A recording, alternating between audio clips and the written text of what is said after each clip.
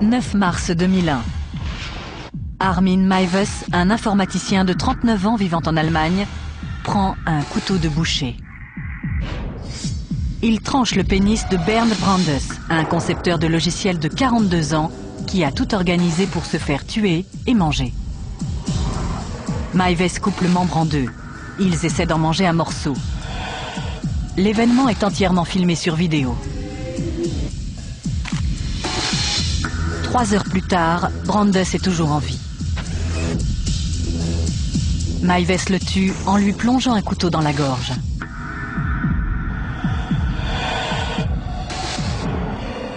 Au cours de l'année, il mangera 20 kilos de la chair de Brandes avant de passer volontairement aux aveux. Pour ces deux hommes, c'était le summum de l'expérience érotique, l'atroce apogée d'une aventure passionnée et tordue.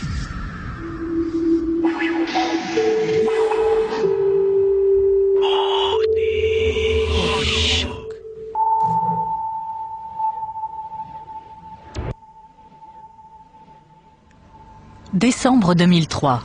Armin Meiwes passe en jugement pour meurtre. Il n'a jamais nié le crime, mais l'affaire est spéciale car il semble l'avoir fait pour sa satisfaction sexuelle. Et il affirme qu'il ne devrait pas être condamné, car sa victime était consentante. Un juge doit déterminer comment et pourquoi ces événements se sont produits. Est-ce un crime que Meiwes devait fatalement commettre ? Ou bien a-t-il cédé à l'exigence de Brandes d'être mutilé de la pire manière imaginable?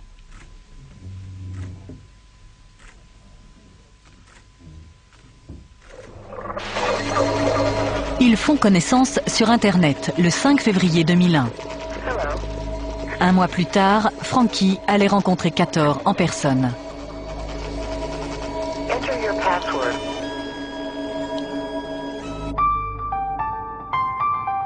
Armin Meiwes a passé la plus grande partie de sa vie dans le petit village rural de Wüstefeld. Il demeure dans un manoir de 40 pièces, l'une des 7 maisons du hameau.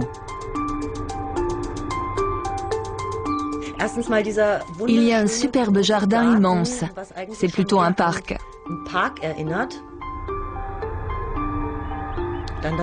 Et la maison a plus de 700 ans.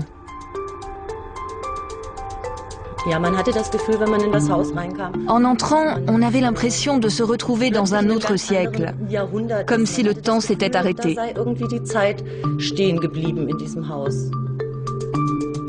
Meiwes a 8 ans en 1969 lorsque son père abandonne la famille.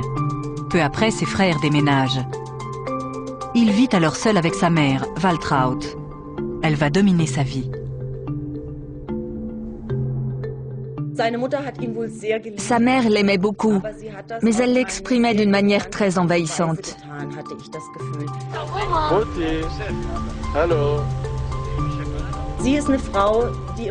C'était une femme qui rêvait de recevoir sa famille, ses enfants et des amis, que sa vaste demeure soit pleine d'animation.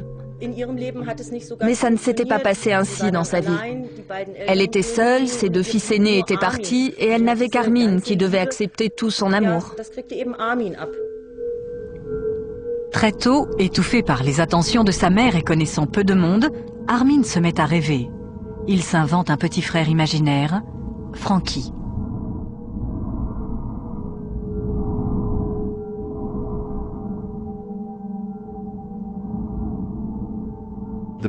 Pour Armin Meiwes, l'intérêt d'avoir un frère imaginaire était qu'il n'était plus seul.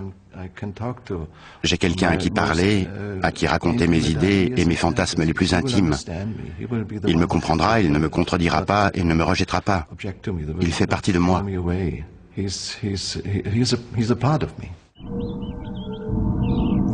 Il crée ses propres contes de fées, dont il dit qu'il se les rappelle encore parfaitement.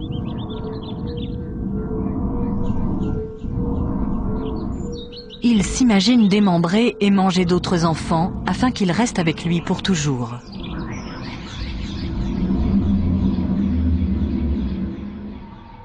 Pendant son adolescence, Meiwes demeure le serviteur dévoué de sa mère. Certains commencent à remarquer son absence de la vie du village. Quand nous avons commencé à aller en boîte, vers 15 ans et jusqu'à 18-19 ans, je ne voyais pas beaucoup Armin. Et je ne l'avais pas remarqué parce qu'il ne faisait pas partie de notre bande de copains. Quand nous sortions, il ne venait pas. Il restait toujours chez lui, vêtu des mêmes vieux vêtements. C'était comme ça, il vivait retiré dans sa maison.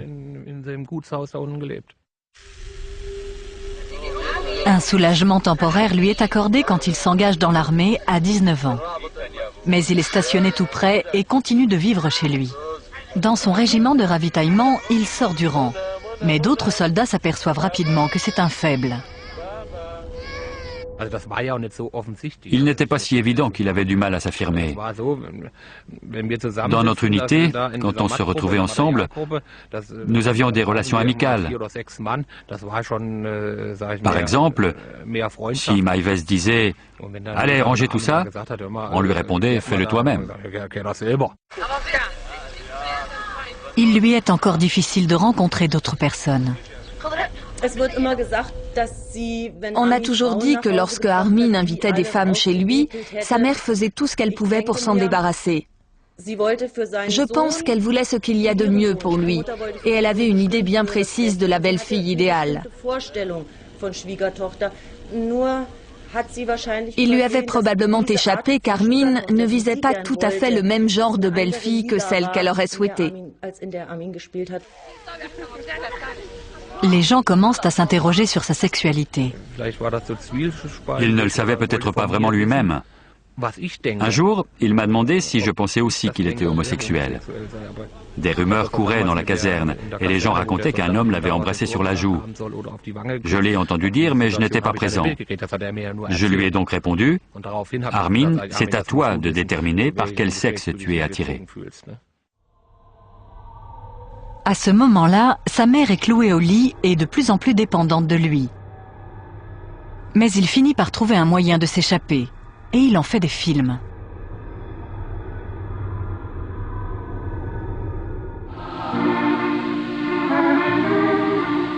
À l'armée, il a rencontré un groupe d'amateurs de voile qui organise des expéditions au large de la côte allemande. Armin fait sa première croisière en 1991. Il dit à sa mère que l'armée l'envoie dans un camp d'entraînement pour 2 semaines.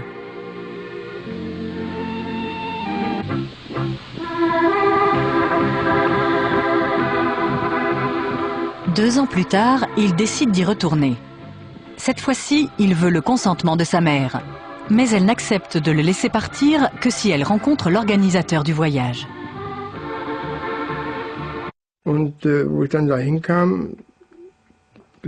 Quand je suis arrivé chez lui, je me suis dit, mon Dieu, où suis-je?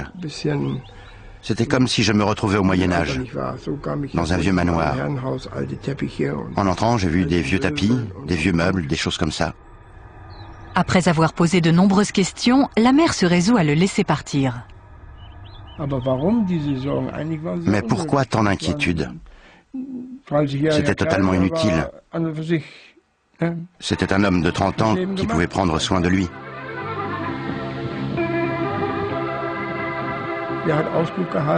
Il faisait le guet, il s'occupait des voiles, et toutes les corvées qu'on doit faire à bord, il les faisait avec joie, une vraie joie.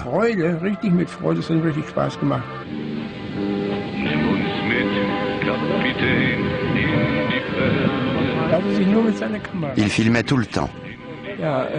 C'est important, il avait toujours sa caméra avec lui. Il ne la posait jamais. Le seul film que nous ayons du voyage, c'est celui qu'il a tourné.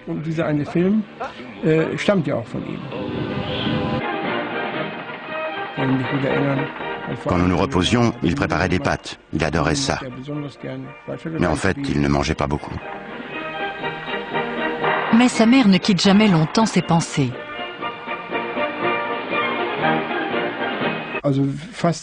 Il l'appelait quasiment tous les 2 jours. Il était évident que c'était une obligation. Je suppose qu'il avait des ordres. Tu m'appelleras pour me donner de tes nouvelles, mon fils.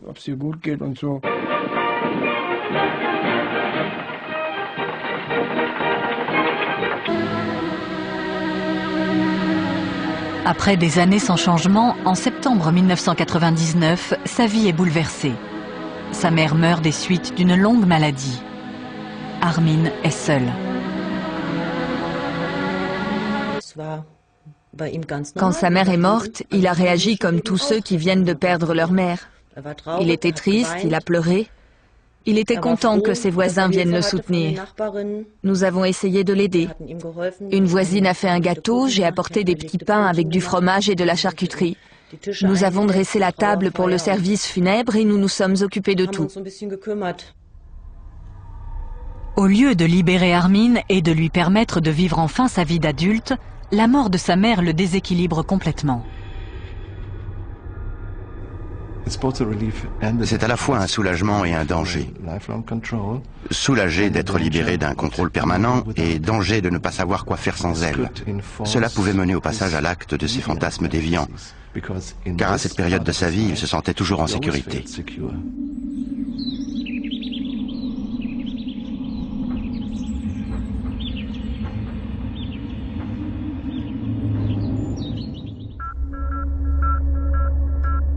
Bernd Brandes disparaît le 9 mars 2001. À 42 ans, le concepteur de logiciels berlinois s'est porté volontaire pour être abattu par Armin Meiwes. Le jour où il ne s'est pas présenté au travail, nous ne nous sommes pas trop inquiétés. Il n'était pas inhabituel qu'un collègue soit un peu en retard. Mais quand nous sommes partis déjeuner et qu'il n'était toujours pas là, nous avons commencé à attendre qu'il nous appelle. Sur son répondeur, une voix d'homme lui demandait de rentrer le plus vite possible. Et le ton était très malheureux. Je ne savais pas du tout qui c'était.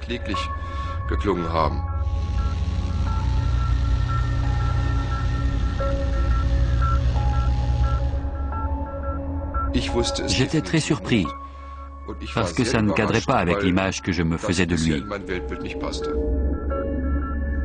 La voix est celle de René Janacek, le petit ami secret de Brandes. Pour lui aussi, la disparition de Bernd est un mystère. Quand la police abandonne les recherches, il contacte des journalistes pour qu'ils enquêtent sur l'affaire. J'ai tout de suite apprécié René. Il a les pieds sur terre. Il est boulanger et il est très franc. Mais il était complètement désespéré quand je l'ai rencontré. Ce qui le rendait fou, c'était de n'avoir aucune explication sur ce qui s'était passé. Pour lui, c'était inconcevable. J'ai essayé de creuser un peu, de savoir si Bernd avait des contacts dans le milieu des prostituées mâles. Peut-être qu'il s'était passé quelque chose là.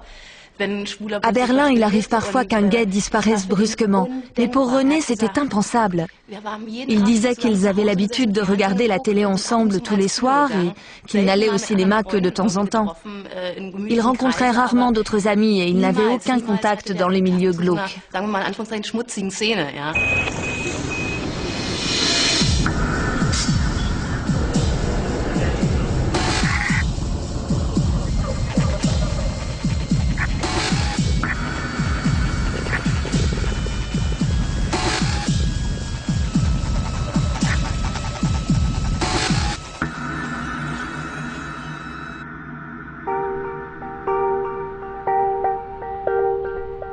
Avant sa disparition, cela faisait 15 ans que Brandes travaillait chez Siemens.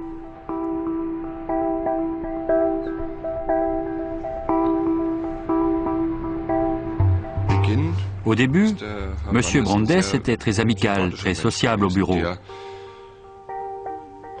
Il s'amusait avec ses collègues et il racontait des blagues.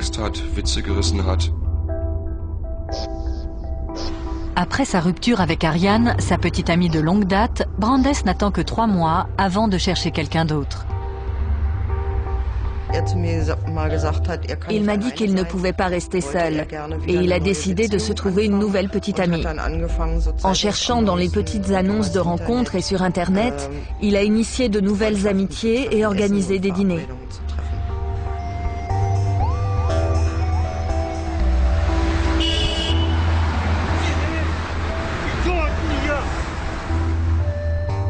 Atteignant les 40 ans, Brandes a peur de perdre son attrait sexuel.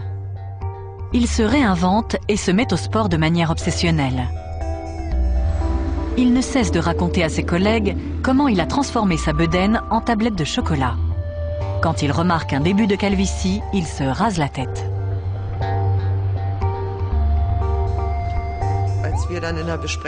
Il est arrivé à une réunion et il a obtenu la réaction qu'il attendait. Nous l'avons à peine reconnu sans ses cheveux. Bernd était le genre de personne qui adorait provoquer des réactions. Plus tard, au fil du temps et jusqu'à sa disparition, et alors que nous continuions à travailler ensemble, son comportement m'a semblé de plus en plus négatif. Dans sa quête de sensations, Brandes devient de plus en plus excentrique. Il dépense 3 000 € pour faire venir du Nigeria une fille trouvée par une petite annonce. Mais lorsqu'il va la chercher à l'aéroport, c'est la déception.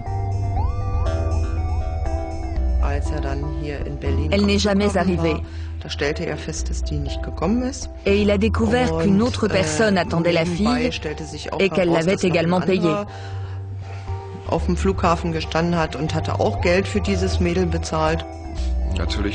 Naturellement, nous, ses collègues, ça nous a fait sourire.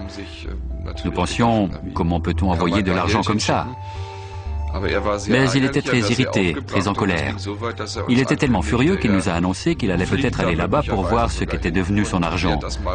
Il disait que c'était vraiment incorrect. Ses efforts pour pimenter sa vie sont enfin récompensés lorsqu'il rencontre une femme nommée Alexandra. Elle était encore plus farfelue. Elle faisait du parachutisme et elle a tenté de le persuader d'essayer. Elle faisait aussi du roller avec lui.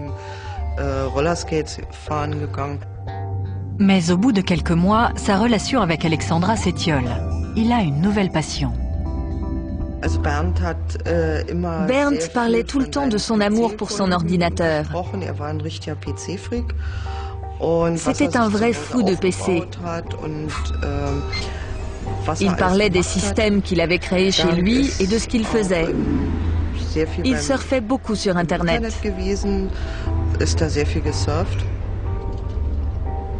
Il finit par trouver quelqu'un qui partage sa passion pour l'informatique. Je savais que Bernd était ami avec un homme et que celui-ci vivait chez lui. Mais ça ne veut pas forcément dire qu'il était homosexuel. Il s'intéressait aux mêmes choses et lui aussi aimait surfer sur Internet. Ils travaillaient ensemble à la construction d'un réseau informatique. Il n'a rien dit de plus à ce sujet et pour moi c'était parfaitement crédible.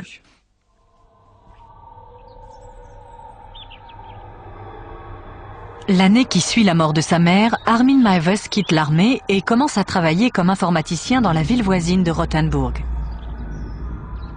Le temps qu'il consacrait auparavant à sa mère, il le passe maintenant à aider les gens du village. Je me souviens d'une nuit où mon ordinateur s'est bloqué. Je l'ai appelé après minuit en hurlant « Viens tout de suite, fais quelque chose pour mon ordinateur ». 3 minutes plus tard, il était là.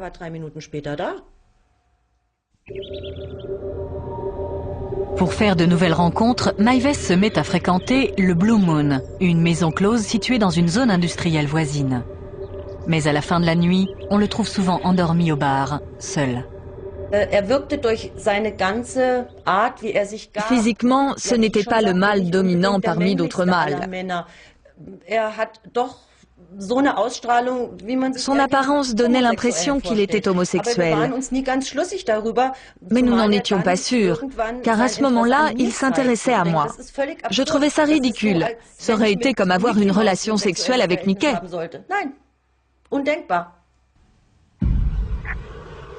Meiwes affirme avoir rencontré de nombreuses femmes, mais au village, on ne l'a jamais vu avec quelqu'un. Il m'a dit qu'il était fiancé avec une fille de Kassel. Je lui ai répondu en plaisantant, « Armin, qui pourrais-tu vraiment ramener dans la maison de Wüstefeld? Jamais je n'aurais osé amener une fille dans cet endroit. »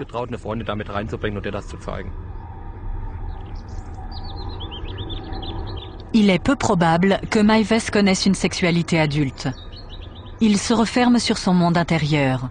Ses fantasmes d'enfant, il les exprime maintenant de manière sexuelle.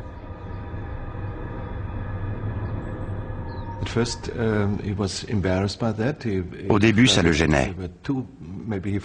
Il avait peut-être l'impression qu'ils étaient deux, que deux personnes cohabitaient en lui.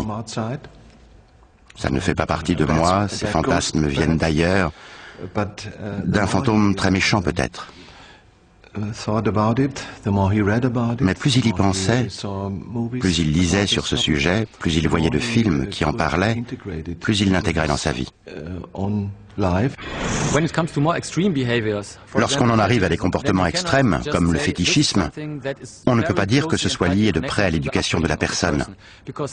Parfois, ça peut être relié à une expérience que cette personne a vécue et qui n'a rien à voir avec son éducation. Nous pouvons comprendre de nombreuses formes de fétichisme ou des choses qui s'y rattachent.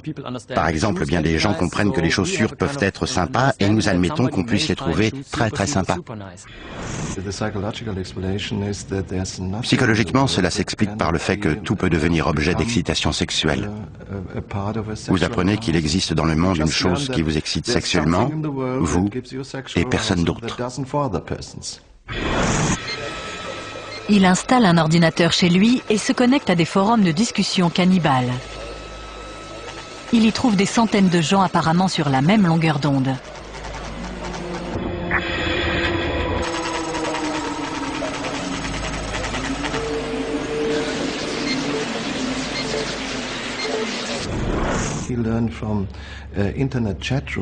Par les forums Internet, il a appris qu'il existe beaucoup d'autres personnes dans le monde qui disent vouloir être égorgées, qui disent qu'elles cherchent quelqu'un pour les tuer et les consommer, ce qui a renforcé sa deuxième forme de sexualité de manière obsessionnelle.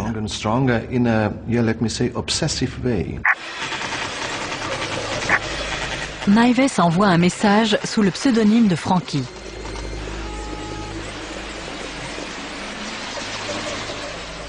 Tandis qu'il poursuit ses recherches secrètes sur le cannibalisme sur Internet, de l'extérieur, rien ne semble avoir changé. Ils s'adaptent parfaitement à la situation, à leurs différences, leur monstruosité. Ils le savent et se taisent, c'est normal. Seul changement notable dans sa vie, il commence à réparer sa maison à présent complètement délabrée. Il ne pouvait pas entretenir la maison comme il le voulait. Il a fait des petites choses. Il a peint l'extérieur. Elle avait l'air bien, du moins de dehors.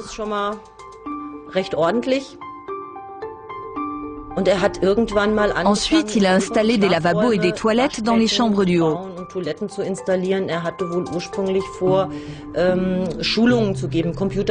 Au départ, il voulait donner des leçons d'informatique et pouvoir offrir l'hébergement aux clients assistant au séminaire de fin de semaine.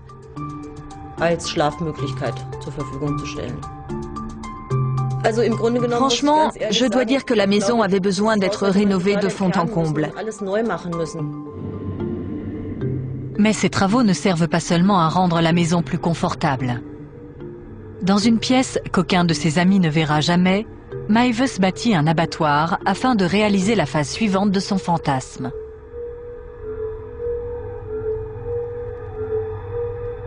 Il construit une cage.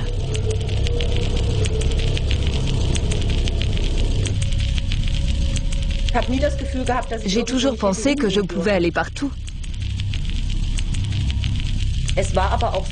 Il est vrai qu'il ne vivait qu'en bas. Nous n'avions aucune raison de monter, nous restions en bas.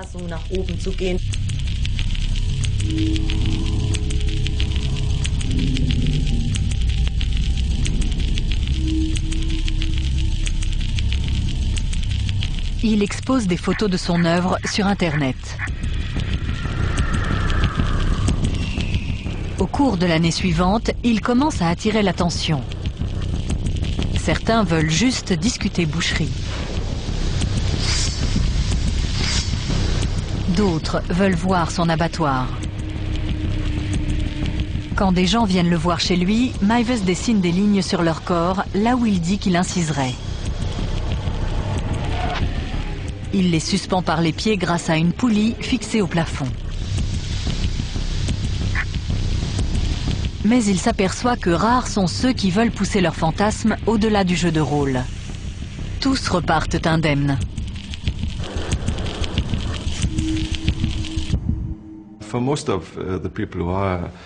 Le jeu de rôle suffit à la plupart des gens qui sont actifs dans ces forums Internet, parce qu'ils savent que c'est non seulement anormal, mais illégal. Et ils ne veulent pas vraiment tuer et manger quelqu'un d'autre.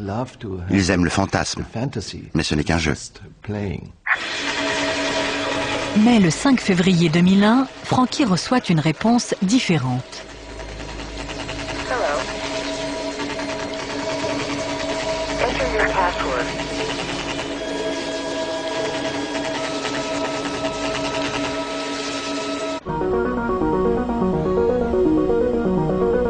L'année précédant sa disparition voit un changement radical dans la vie de Bernd Brandes. Il s'installe avec René Janacek, un boulanger qu'il a rencontré par les petites annonces. Aux yeux de son petit ami, Brandes était un homme terre-à-terre et conventionnel. Parfaitement solide et assez conservateur, mais c'était ce qui lui plaisait chez lui. René avait bien 10 ans de moins, et Brandes lui donnait une forme de stabilité parce qu'il était digne de confiance et ne ressemblait à personne dans le milieu gai si volage de Berlin. Il ressemblait plus à certains de ces types bien qui le fréquentent aussi et qui sont souvent extrêmement sérieux.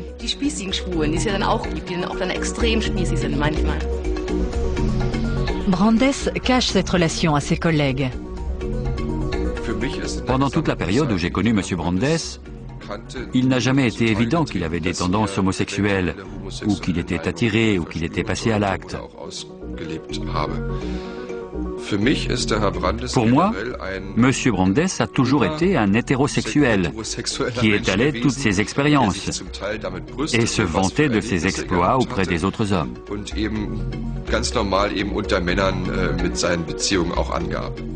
À l'insu de ses collègues et de René, Brandes commence à voir des prostituées hommes qu'il lève à la gare centrale de Berlin. Il leur demande de le fouetter jusqu'au sang. Plus d'une fois, il leur demande de lui croquer le pénis. Il offre des milliers d'euros. Aucun prostitué n'accepte. Il va chercher plus loin la satisfaction de ses désirs masochistes. Il découvre les forums cannibales et s'inscrit sous le nom de Cator. À mon avis, afficher des messages sur ce genre de site internet n'est pas le signe d'un comportement sexuel normal. Mais ça n'a rien de vraiment inquiétant, si on le fait juste pour s'amuser.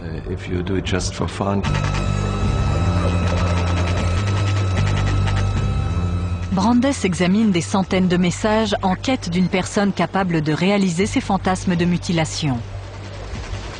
L'un d'eux se détache des autres, Frankie. Ils se mettent à échanger des emails.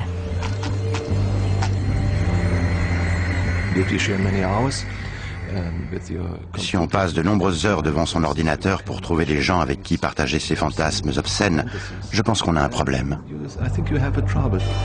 Un mois à peine après la rencontre Internet de Frankie et de Cator, les deux hommes organisent en détail la réalisation de leurs fantasmes. Comme d'habitude, Brandes part tôt de chez lui, comme s'il allait travailler. René dort encore. Il se rend à la gare centrale de Berlin. Il achète un billet pour Kassel, à l'autre bout de l'Allemagne. Aller simple. Il paye en espèces afin que personne ne puisse reconstituer son voyage.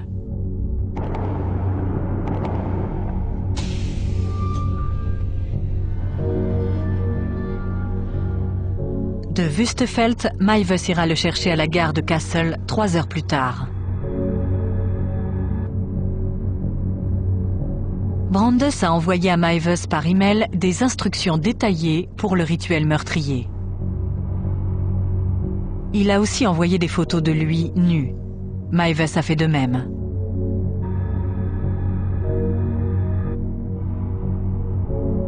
Le matin, Brandes efface de son ordinateur tout ce qui pourrait révéler sa destination.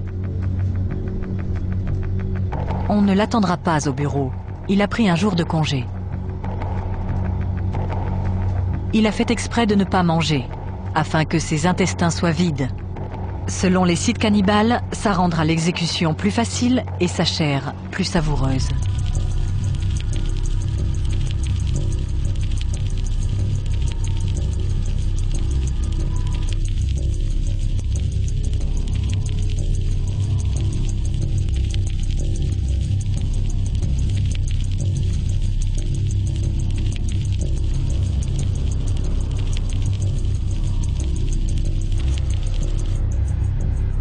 Maives rencontre Brandes à sa descente du train à la gare de Kassel.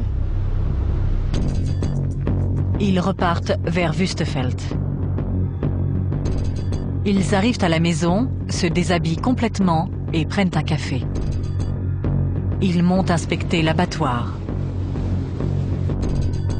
Avec un volontaire sérieux et déterminé, Maives a enfin la chance de réaliser ses fantasmes.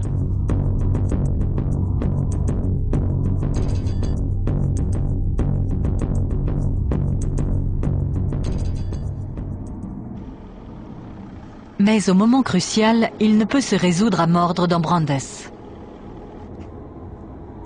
Brandes décide alors de rentrer chez lui sans avoir réalisé ses fantasmes.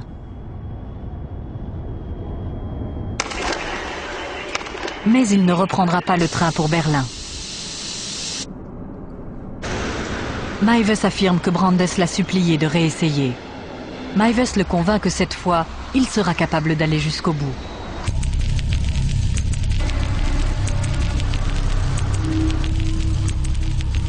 Brandes achète des somnifères, du sirop contre la toux et du schnapps. Pour être somnolent, il avale le tout en revenant à Wüstefeld.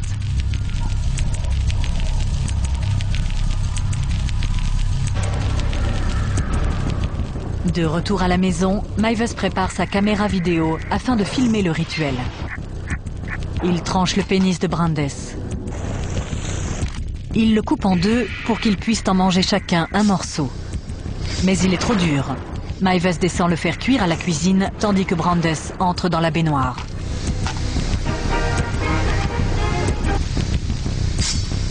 Le pénis finit par être tellement brûlé qu'il est immangeable. Brandes se vide de son sang dans la baignoire. Maives passe le temps en bas en lisant une histoire de Star Trek. 3 heures plus tard, Brandes est toujours en vie. Maives décide de le tuer. Il prend un couteau et lui tranche la gorge sur 18 cm.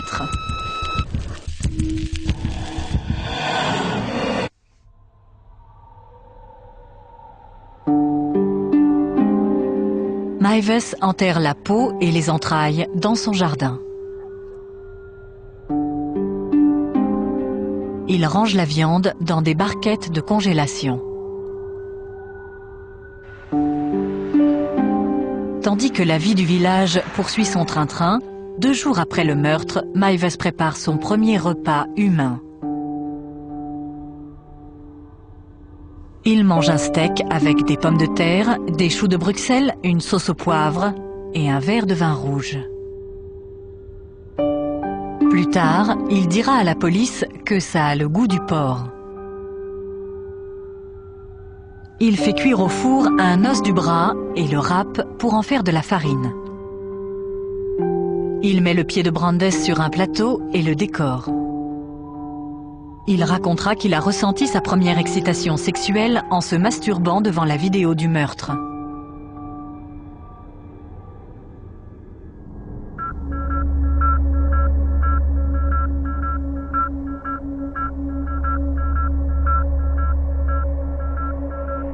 J'avais l'impression qu'il s'était passé quelque chose de louche.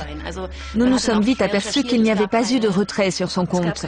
Il n'avait donc pas sorti d'argent de la banque. Par conséquent, on pouvait écarter l'hypothèse d'une disparition volontaire.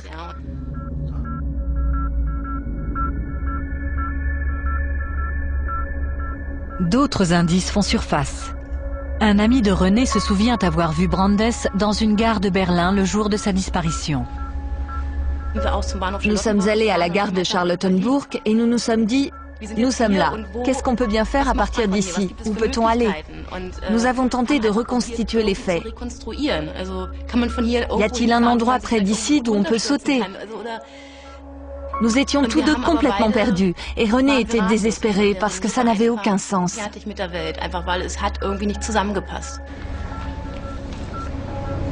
En dernier recours, ils font paraître une annonce dans le journal avec une photo de Brandes. Plusieurs semaines passent sans réponse. En l'absence d'autres pistes, l'affaire est classée. À présent, Meiwes est le seul à savoir ce qui s'est passé le 9 mars 2001. À Wüstefeld, personne n'a le moindre soupçon. De l'extérieur, les gens ne se rendront peut-être jamais compte que le fantasme est devenu réalité, parce qu'ils n'ont jamais su qu'il y avait un fantasme. Donc, d'un côté, la personne qui commet le crime ou réalise le fantasme a l'habitude de garder le plus grand silence et de ne jamais montrer le moindre signe de cet accomplissement. Et de l'autre, les gens ne s'aperçoivent pas du changement, parce qu'il n'y a probablement pas grand changement. Au cours des mois suivants, Meiwes continue à cuisiner et à manger la chair de Brandes. Mais ses fantasmes sont réalisés et il est à nouveau seul. Il se retrouvait le même qu'avant. Il se retrouvait seul. Il n'avait pas de partenaire. Et il avait toujours ses rêves. C'est une sorte d'obsession, comme un alcoolique qui dit qu'il ne boira plus jamais. Mais des mois ou des années plus tard, il se remet à boire. Et tout ce qu'il a pu dire n'est rien, parce que cette obsession, cette dépendance fait toujours partie de sa personnalité. C'est pareil avec un cannibale.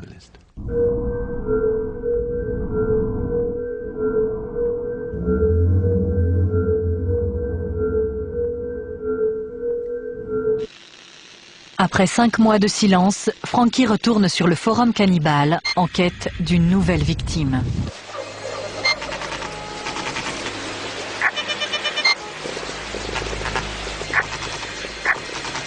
Pour convaincre de son sérieux, il donne des détails sur son crime.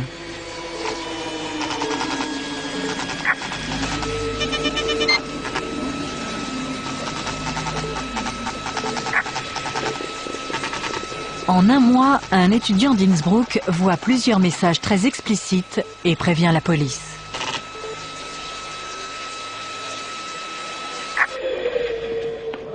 À 8h45, le 10 décembre 2002, près de 2 ans après le meurtre, 7 agents de police se présentent chez Meiwes. Il est mis en examen pour glorification de la violence. Quand on lui demande s'il a vraiment mangé de la chair humaine, il répond « peut-être ».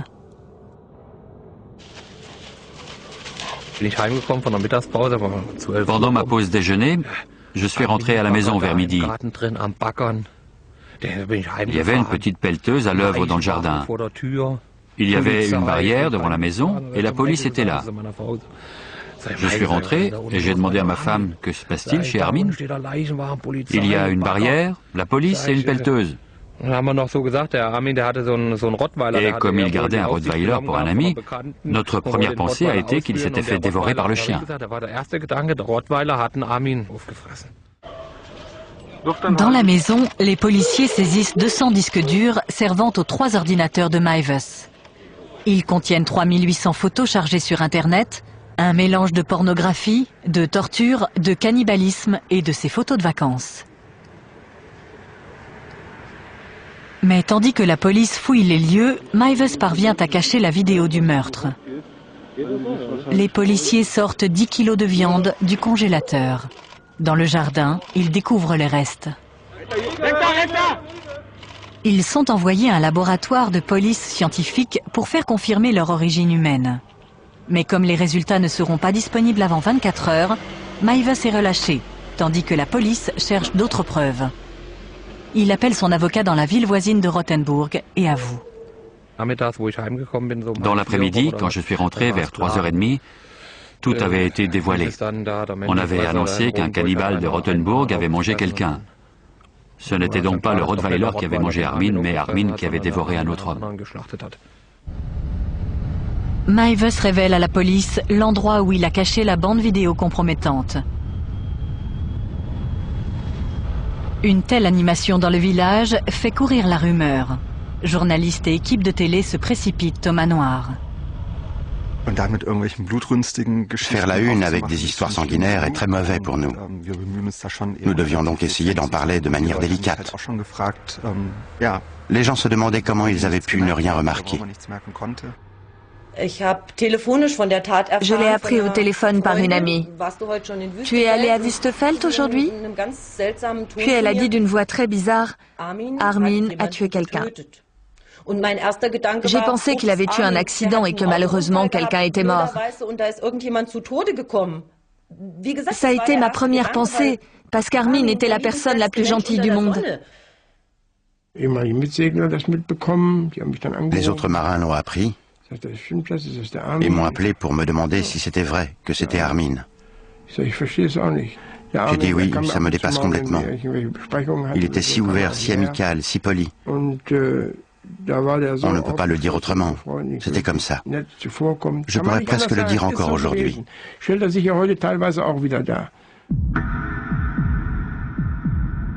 Les anatomopathologistes calculent qu'il manque 20 kilos de chair sur les restes de Brandes.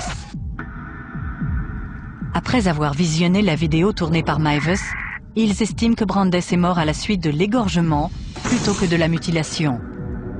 Meiwes est donc mis en examen non pour homicide, mais pour meurtre. Il est transféré dans une prison de haute sécurité où il passe l'année que dure la préparation de son procès. Les experts psychiatres le trouvent sensé et rationnel et donc apte à passer en jugement. Il leur raconte comment il rêve depuis son plus jeune âge de dévorer un autre homme.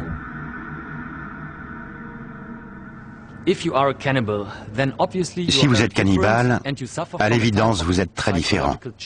Et vous souffrez d'un type de modification psychologique.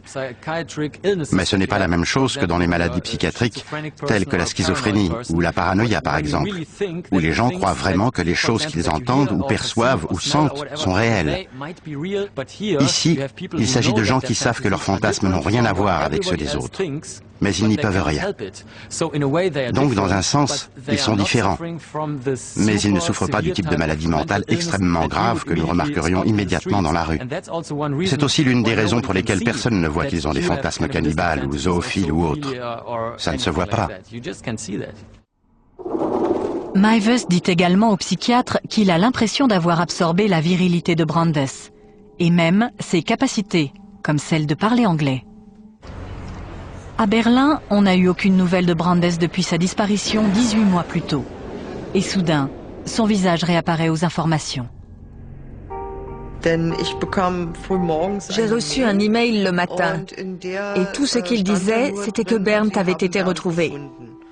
Il y avait un lien Internet avec un journal où on voyait son visage. C'était la photo utilisée pendant les recherches. J'ai lu l'article et je n'arrivais pas à croire ce qui s'était passé.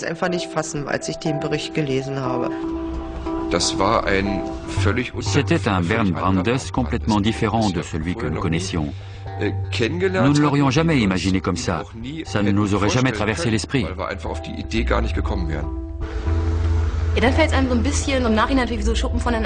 C'était comme si les écailles me tombaient des yeux. Il arrive souvent que des gens qui ont des tendances perverses semblent parfaitement normaux et ordinaires au monde extérieur. On se dit alors que la réalité est complexe.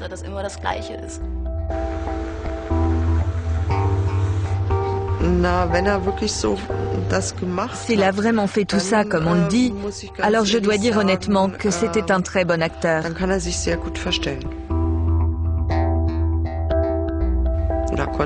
Bernd devait avoir une double personnalité.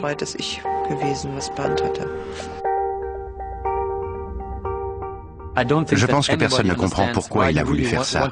L'une des raisons est évidente. Vous ne voulez pas exister, vous voulez disparaître complètement, mais en même temps, ça vous donne du pouvoir. C'est une sorte de domination par le bas. Je suis très faible, mais quelqu'un va me manger, et aussi longtemps que je vivrai, il va m'aimer parce que je me laisse manger. Et il est évident que je possède une énergie qui lui est précieuse. Je suis donc faible, mais de ma faiblesse naît le pouvoir, car l'autre me veut. Brandes ne se contentait pas de fantasmer, il voulait vraiment être tué.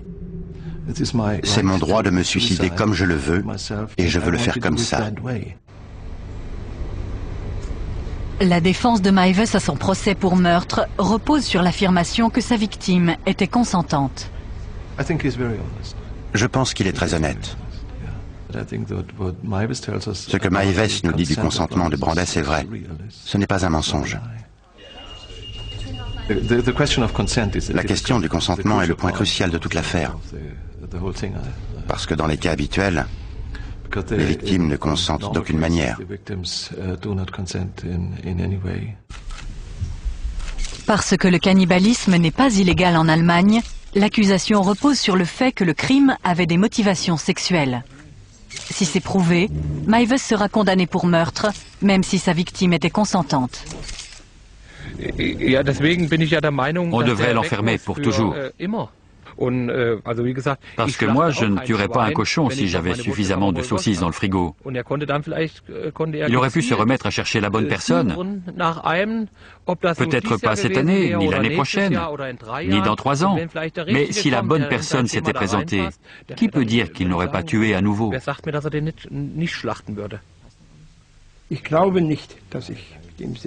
Je ne pense pas que je retournerai faire de la voile avec lui. Parce que j'ai perdu confiance. Pas un peu, mais complètement. Je ne sais pas si je pourrais trouver d'autres marins pour partir en mer et l'aider à se réinsérer. Peut-être qu'on y retournera une fois et on verra ce qui se passe. Avec 4 hommes en face de lui à bord, nous serons plus forts que lui et nous pourrons le surveiller. Et si le pire devait arriver, nous pourrions toujours le jeter par-dessus bord. Ce serait le moyen le plus simple d'en finir avec lui. La société ne peut pas vivre avec des gens qui ont ces perversions sexuelles.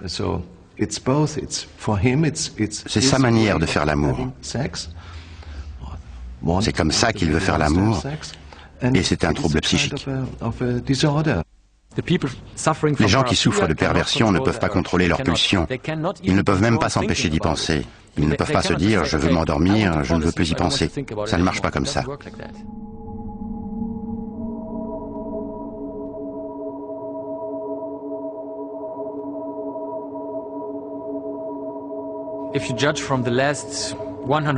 Si l'on en juge par les 100 dernières années, il est peu probable que ça se reproduise en Allemagne au cours de notre vie. Mais c'est possible.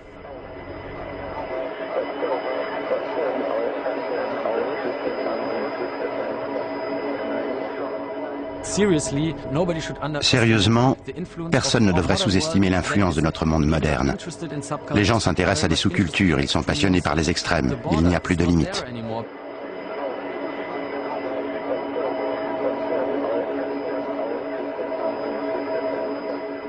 Les sous-cultures sont de plus en plus accessibles par le net. Alors il est possible que ça se reproduise.